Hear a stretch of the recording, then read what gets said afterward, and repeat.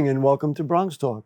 The Borough of the Bronx is known for many things. Its music, its parks, its diversity, and of course, much more. But did you know the Bronx is also known as the Borough of Universities? But with studies showing that more people are bypassing college in favor of the working world, many of the borough's institutions of higher learning are adjusting their approach to customize education and make it more accessible and affordable for Bronx students. Leaders of two Bronx colleges join us tonight to tell us how they're going to go about getting that done. Please join me in welcoming the president of the newly accredited University of Mount St. Vincent. It is Dr. Susan Burns. Dr. Burns, thank you for joining us. Thank you for having me. And at Lehman College, the borough's only four-year public institution and my alma mater, let's be honest, the interim provost and senior vice president for academic affairs and student success. It is Mr. Jorge Silva-Puras. Great. Mr. Silva-Puras, thank you for joining us. Thank you for having us. Dr. Burns, let's start with you. Officially named a university at the beginning of this year, which is just a few days ago. Congratulations, obviously. What's the difference between being a college and a university? Yeah, usually colleges are known as smaller institutions that have predominantly focus on undergraduate education. And universities are known for their depth and breadth in graduate programs. And so New York State changed the definition of what it means to be a university in 2022. And we did some research to really explore what made sense for us at the institution. We've been around for more than 175 years. I wasn't aware of that. Yes. I haven't been around that long. But that's an extraordinary accomplishment, really, and to just keep going through the generations. Absolutely. We have evolved with the signs of the times and over that entire history. And so it was appropriate, as we've grown in complexity as an institution, to fully recognize who we are and who we serve today as a university of Mount St. Vincent. We'll give you a couple of accolades. The New York Times listed the Mount as number 4 in the nation for top colleges with the greatest economic diversity. We're going to spend a lot of time with both of these academic leaders about economic diversity. And also this month, U.S. News and World Report ranked the Mount number 1 in the North for social mobility, and all of that is great. Let's roll up our sleeves about issues, and we'll give you each a chance to deal with it.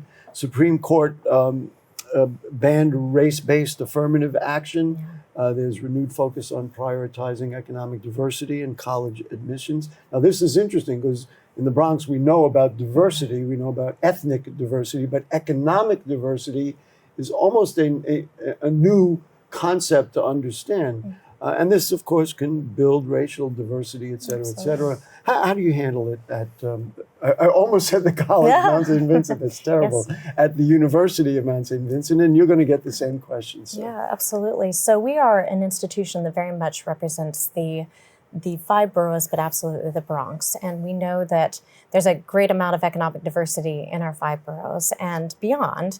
And economic diversity for us means that we serve well those who are not being served well by others. There are often institutions who do not make excellent education affordable for graduating high school seniors. And we prioritize affordability and accessibility by providing generous scholarships. About 50% of our students are Pell eligible. And so that means that their families face economic challenges. And we want to welcome them into the institution and make this American dream possible for them. So affordability is a leading component of this. Are there other? Now, you created Seton College. Yes. So here we are with a university with a college inside it. Explain what that is. Yeah, Seton College, which will launch this fall 2024, is for students who don't meet our admissions criteria and have high financial needs. And so they're a special population of students who may not go to college otherwise. And we want to welcome them in and then provide them very holistic supports that make it affordable.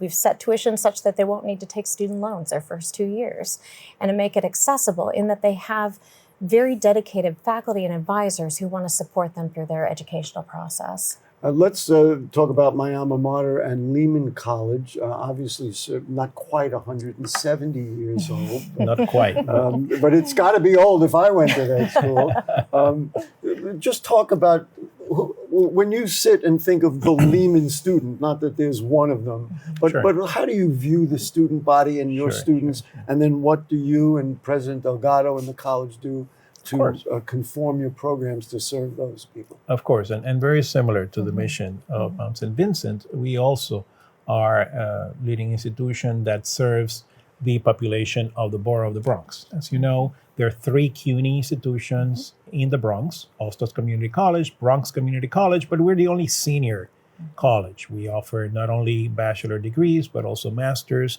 and even doctorates. So we have evolved with the needs of the borough. And we have focused on certain areas that are specifically of very high need and demand for the borough and the city: nursing, social work, speech pathology, health sciences. All of those are areas that obviously are in extremely high demand. Jobs, right? Yep. That's the thing to build careers. And this goes back to the economic diversity question. So if somebody, I was an English major, and people say, well, what can you do? Well, this is one of the things you can do as an English major. Yep. But right now, if I go to college and I'm a general Bronx student, I got to figure out what I'm doing afterwards. It can't be, well, I'll just study and then figure it out afterwards. I'm going to go to college to find a job. Yeah. You opened the new science hall, let's see, 10 years ago. And Yeah. 20. I can't believe it's 10 years. Yeah, And it's a that beautiful expands. facility. Yeah. And then, of course, the new nursing education, research, and practice center, which you must be jumping out of your skin with excitement. We are so excited. I just toured the facility this morning. It's beautiful, state of the art, a $95 million investment from both the city and the state government, and of course the CUNY system. So delighted. We're going to have the ribbon cutting ceremony February 1st. We expect a good number of elected officials, including the lieutenant governor, to join us. I for want that to know ribbon who's cutting. not going to be there. Yes. and it is so much needed, you know. We have been waiting for many years for that facility, so extremely proud of what the nursing department and the school has done for Lehman and for the borough. I would not be doing my job if I didn't say we, BronxTalk and BronxNet, are going to be the first cameras in there. We're going in there in another week and a half, and we're going to shoot a video, and that will be the program we're going to air, I guess, Monday of that week that you're cutting the ribbon. That's right. My producer just told me it's January 29th, so that's when it will be on the air. Getting to that point, it's, you said we've been working for a long time. It's not the kind of thing you wake up in the morning and say, I got an idea, let's build a nursing facility. This had to be years in the making. Oh, absolutely. It's been many, many years, not only in terms of planning, but also raising the funds, of course, which is a key critical part of it, but also the design with the students in mind. What you will see in that building is focus on clinical aspects of nursing. It is actually also a center for the community to come and receive services. So I think it's going to be a great addition to I will tell you, I got a sneak preview as well. It's unbelievably spectacular. One aspect, and then we're going to get back to some of the other diversity issues, but one aspect I was blown away. There's a little apartment in there for people with special needs, so that Lehman students will be able to learn to be aides and learn to support those people in the bathroom and in the kitchen. Brilliant. Thank you. Thank you so much. And of course, anybody who goes said, are there jobs in nursing? Stupid question, of course. There's millions of jobs. But let's just continue on the diversity thing. You wrote an op-ed piece in Newsweek. I was pleased. It's not just like in a little daily newspaper. And so I want to do a quote from that, and then both of you can respond to this. You said that more people than ever are questioning the value of college, with 45% of young adults saying that a high school diploma is enough for financial stability. Good luck with that. Today, the U.S. has a smaller percentage of college-age students in school than most other developed nations. How do you turn the tide on that? Because that is a state of mind, and once young people get a hold of something, that's the way they do it. So how do you turn the tide, not only at University of Mount, I'll get over it, at the university and at Lehman, but to really communicate this? It's a bit, I guess coming on TV doesn't hurt. No, I would say that it's not just about turning the mind of those young adults. It's about turning the mind of the families and helping people understand that that there's really clear data suggest that a high school diploma is necessary. Absolutely, you need to complete that high school diploma. But if you want to change your economic status and growth and future potential, the college degree still is the way to do that. There is such a bad rap right now on higher education that college debt is high, the questioning of the value of it. Should I major in English or do I need to major in nursing? There are so many questions that I feel like we really need to get into the space to answer those questions, to help people understand that there's great value, regardless of major, in completing that degree. And I don't want to get into this, but of course we know politically what's out there with Harvard and all the big institutions, and that scares people away without realizing the grassroots work that you folks do all the time. In terms of campus life, and I'm going to ask you the same question, what do you do to welcome people in who may be hesitant about college, whose families may not have been through college before? How do you get them acclimated and comfortable so they say, oh, this is a place I can actually learn and grow, especially when it's been far away from them in the past? Yeah, absolutely. For us at the University of Mount St. Vincent, it's not just a venture of the student, that really we welcome the family as part of the community of our institution as well. And family. So, the family. And that family may be blood relation or it may be family by choice. And so we really welcome them into the community. From the moment that they start hearing about us, we're in conversation with them in English and in Spanish. We're a Hispanic serving institution. We're a minority serving institution. We're an institution who welcomes learners when, where, and how they need us. But our student life, we have this beautiful campus right on the Hudson River, 70 acres. I have to say both campuses are gorgeous. Yes, absolutely. I would agree. When I'm here on the, obviously BronxNet's facility is on the Lehman campus, and I walk outside, it's more beautiful than ever. There you go. You got some pictures we're going to put up. Go ahead. I don't think people necessarily understand that we do have these beautiful campuses that are very warm and welcoming, not just for the learners, but for their families. So on our campus, for traditional undergraduate students, whether they live on campus or they commute to campus, we have all kinds of activities to get them involved, to welcome them into community. So those extracurricular activities, while they get stereotyped in a way, extracurricular, but that's really central to a student's experience. It is. It's about that holistic development. We have a Center for Leadership. We have a conservatory. We have professional advisors. We have faculty advisors to really walk with our learners in their educational endeavors. I really hope people who are watching will take this dialogue seriously, because these are real opportunities. And of course, at Lehman, let's talk a little bit about serving outside of the classroom. Sure. Students with families, students with responsibilities, students with jobs. They're like, how am I going to do this? How do you handle that? Yeah, and I would go back to your original question regarding the perception of the value of a college education. In the case of Mount St. Vincent, in the case of Lehman, I think we have a similar mission that takes into consideration the element of value. Value has two components: the cost and the quality of the education you receive. It's not a coincidence that both institutions are ranked very, very high in social mobility. That means is that for the cost of obtaining an education at Lehman College, you would dramatically improve not only your own financial situation, but that of your entire family. Think about it. A graduate from Lehman College could bring his or her entire family out of... Is this through programs? Is this through... I guess it's got to be college-wide, that you've got to, faculty members have to be tuned into this so they know who they're dealing with. Oh, we have such a wonderfully committed faculty here. We understand our students very well. Similar to your case, over 75% of our students are students of color who come from families that are in the lower echelons of income. And we know they have special needs in all different respects.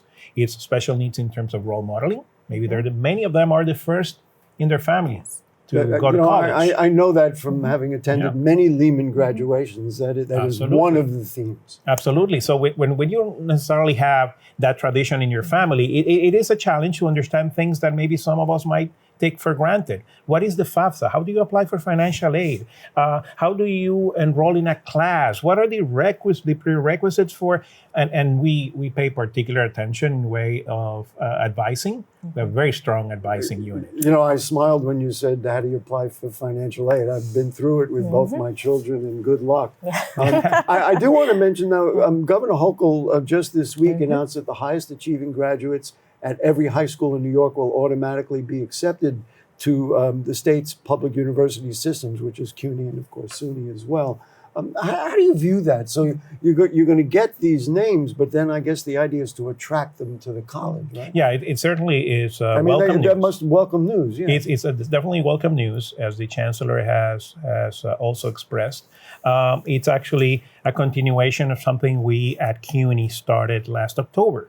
Last October, we did a partnership with the DOE, with the New York City Department of Education, by which the students, as they graduate, would receive a letter from the respective CUNY college within the 5 boroughs, telling them. So Bronx students would get it out of from Lehman and. Yes, depending on certain criteria, right?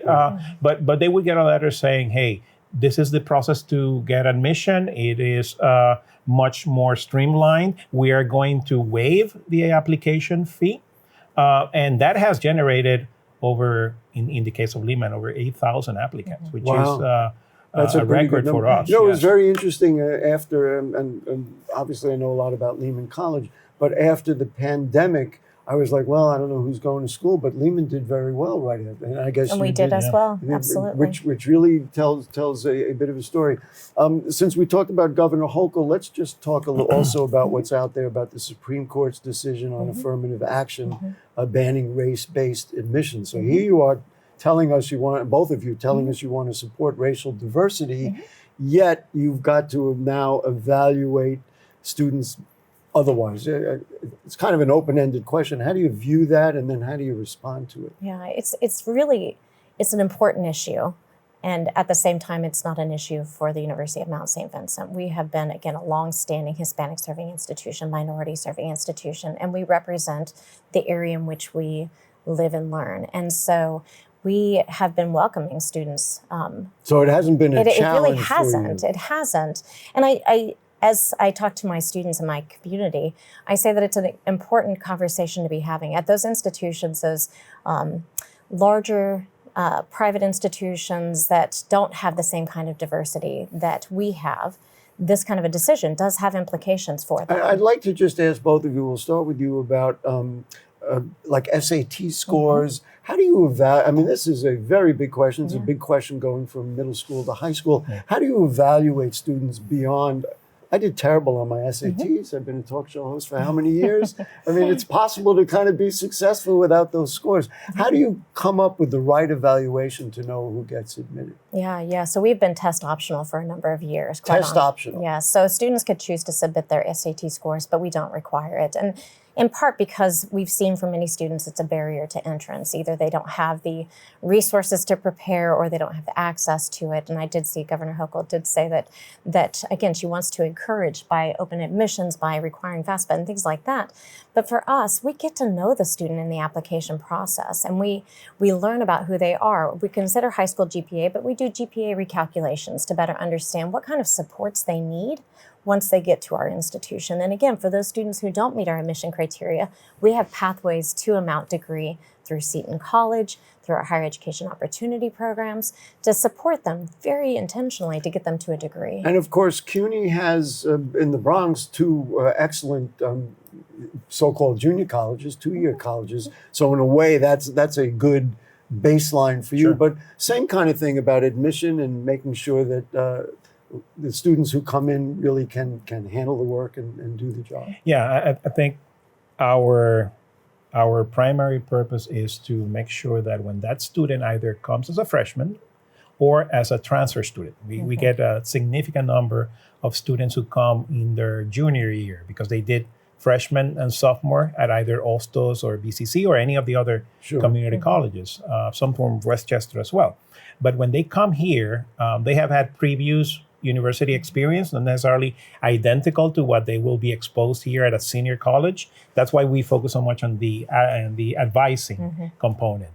Advising that is academic, but it's also mental. So we provide a very robust mental health and wellness support, and also, of course, financial I'm just advising. curious about that. How is that handled? Is it with private consultations in a group? I mean, how do you handle those kind of mental health supports? I think it's fascinating. I think it's vital. Yeah. And I'm just curious. I think people would be curious about It's a combination of resources. We have our internal resources in our student life building and other facilities. We also contract with vendors, outside providers who can provide that service. It depends also on the needs of the student, right? And the seriousness. Who needs to be referred to a mental facility, etc. Thank God we don't have many of those situations, but we have noticed, and I don't know if that's the case in your in Mount St. Vincent, but we have noticed an increase. It's got to be, if you're dealing with urban students, it's got to be everywhere. Let's be honest about it. Yeah, And I don't even mean urban students. They're all young people. And the now. pandemic has had an effect, significant effect. Really? Yeah. And speaking of the pandemic, the forgiveness loan programs were struck down by the Supreme Court. The number that was passed along to me as of June 2023, federal and private student loan debt in the U.S. was roughly $1.77 trillion. Average student debt nationally is about $30,000, a little higher maybe in New York. What do you do?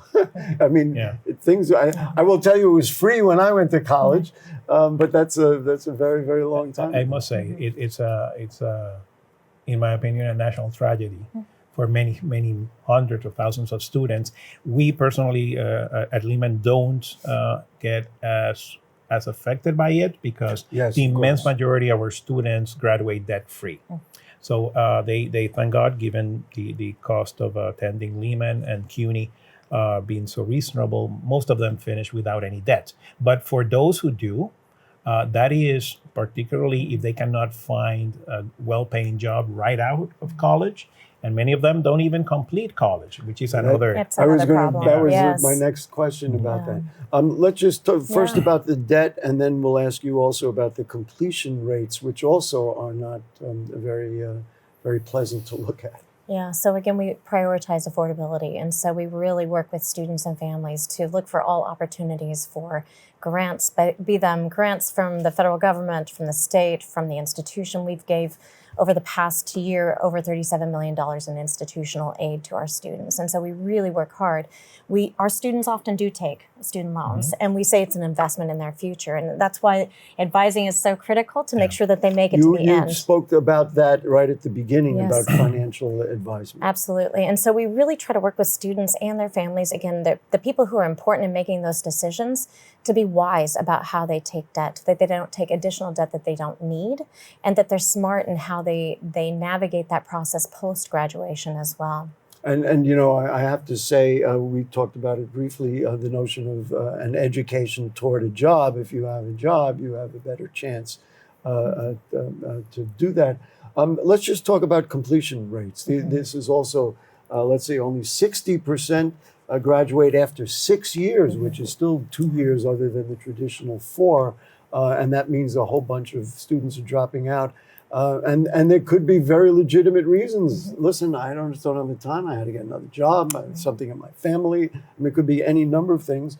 How do we deal with that? Yeah, we work very hard with our professional advisors, with our faculty advisors to really, again, try to uncover what are the challenges that students are facing, be it mental health challenges, be it challenges in their classes, providing them academic supports and tutoring, to really, again, holistically ask the question of what is that thing that is keeping you towards progressing toward your degree. So we work very hard to see our students. I say, if you don't want to be seen, don't come to the Mount, because we really see our students and we walk with them in that process. If you want to hide, don't come to the Mount. We don't let students hide. We walk with them in that journey to make sure that they get to degree completion. Lehman has a Reconnect program and a very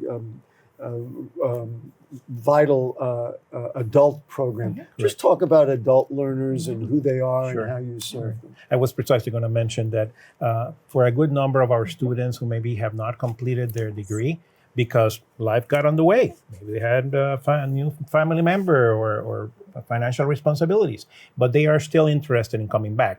For that, CUNY has developed this program called Reconnect, by which we are reaching out to that population and offering them more flexible options. For instance, we have an adult learning program that allows the flexibility for that student to come and make his or her own degree.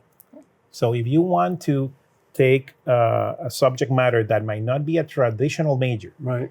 but it is very well aligned with what your professional or personal interests You can are, customize. you can customize You, it. you know what I love about that? I mean, we know there's 25-year-olds who didn't go to college right away. They would say, well, I think I'm going to work.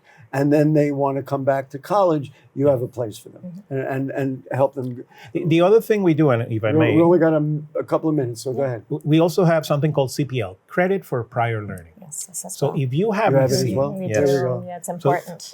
Listen, we're going to give you each a minute just about. Dream for me. You already opened up. Do 30 seconds. She's yelling at me. Dream for me. What, you opened up the science hall. You opened up the nursing building. What's next? This is a strategic planning conference. Go ahead. Absolutely. We do have in the plans adding an additional science building so that we can complete what we call the science quad. That's going to take a few years, but that way we can solidify our focus on nursing, well, health see, sciences. with all the other dreams that have come true, we'll see that come true. And what about you? It's a university. Yeah, What's it's a next? university. What else So- can you do? Yeah, so we again are launching Seton College, that relaunch of our associate degree program. We're growing internationally with the university status, which is something that has greater appeal internationally. And we're growing in our health sciences program. We started a physician's assistant program last year, and we see continued growth in those programs. Well, it's a pleasure to talk to you. It gives me hope. I hope it gives our viewers hope, because there's ways to get this done and get into college. Visit these colleges or any of the others. Thank you so much, Dr. Susan Burns from University of Mount St. Vincent, and Jorge Silva-Puras from my alma mater, Pleasure to be Lehman here. College. Thank Thank you you. so much. And we'll thank our producer, Rebecca Hemick. Director is Will Guzman, the cast of thousands who work with us here in the studio. And of course to you too, the people of the Bronx. Next week, very interesting, we'll talk about people with special needs and Medicaid. Big issue in Albany and here, of course, in the Bronx. So if the curtain don't fall and the creek don't rise, we'll be back next week. Goodbye.